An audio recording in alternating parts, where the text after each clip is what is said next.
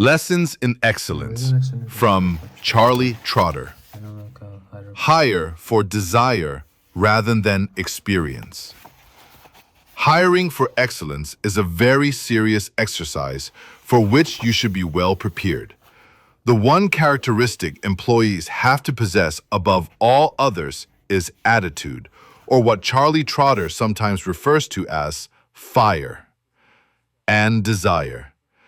An applicant with a little or no experience but a burning desire to learn and be part of an excellent firm will be a better employee than a highly experienced or pedigreed slouch.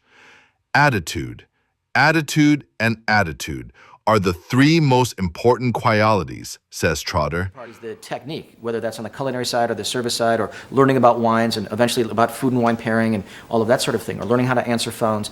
But if you've got the attitude and the mindset, if you've got genuine exuberance and enthusiasm, and as I say, a sincerity of effort and kind of an innocence, I don't need 60 people like that. I need 8 people like that in my whole organization, and it becomes infectious.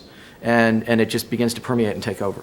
I could interview somebody to be a cook or a chef and never once ask them to pick up a knife and cut a piece of fish or saute a rack of lamb and cook it perfectly and season it and plate it and make it look attractive. And I could literally spend 10 minutes with them and ask them to do 2 or 3 things for me, and I could tell you what kind of chef and ultimately what kind of leader they might be. I would say, why don't you start by sweeping and then mopping that area of the kitchen, and then why don't you follow me, we'll go back to the pot sink, and I'd like to see you just wash a few of these pots and pans and then put them away.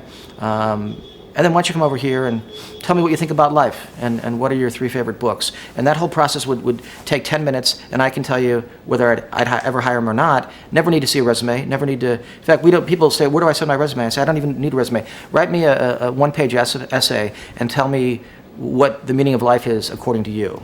And so this is